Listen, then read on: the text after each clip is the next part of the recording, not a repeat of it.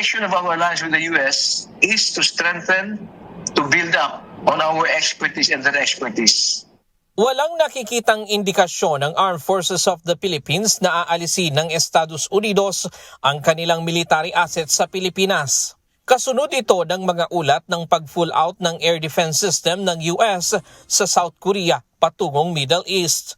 Paliwanag ng sandataang lakas ng Pilipinas, magkaiba ang deployment ng missile system ng Estados Unidos sa South Korea at Pilipinas. Ayon kay Rear Admiral Roy Vincent Trinidad, tagapagsalita ng Philippine Navy sa issue ng West Philippine Sea, ang deployment ng mga missile system sa Pilipinas ay para sa pagsasanay lamang ng mga sundalo. In the first place, the situation in South Korea already involves specific air defense systems that are already deployed operationally in South Korea. Now, this will be redeployed to the Middle East. Ang sa atin naman, we have the systems here for training, hindi for deployment in the Philippines. So when we say for training, whether this is the HIMARS, Nemesis, or the MRC, they are here for training sa Lacnab, Balikatan, Kamandag, etc. So we are not concerned about that.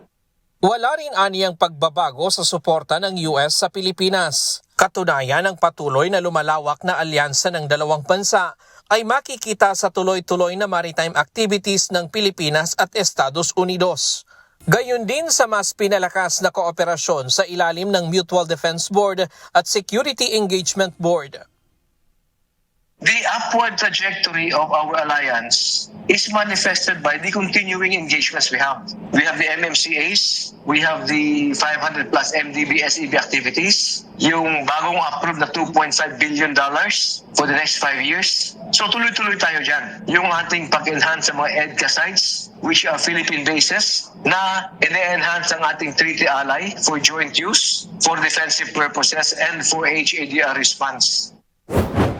Nauna nang sinabi ng AFP na walang pagbabago sa taunang balikatan exercise sa susunod na buwan sa pagitan ng Pilipinas, Estados Unidos at iba pang kaalyadong bansa dahil sa nagpapatuloy na kaguluhan sa gitnang silangan. Muli rin itong iginiit na ang Enhanced Defense Cooperation Agreement o EDCA sites ay mga base ng Pilipinas na ginagamit para sa depensa at humanitarian assistance at hindi para sa paglulunsad ng mga opensibang operasyon.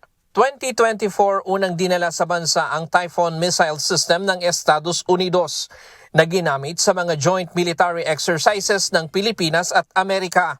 Habang noong 2025, dinala rin sa Pilipinas ang US Navy Marine Expeditionary Ship Interdiction System o Nemesis bilang bahagi ng pinalakas na kooperasyong pangdepensa ng dalawang bansa. Ryan Lacanlale, UNTV News and Rescue.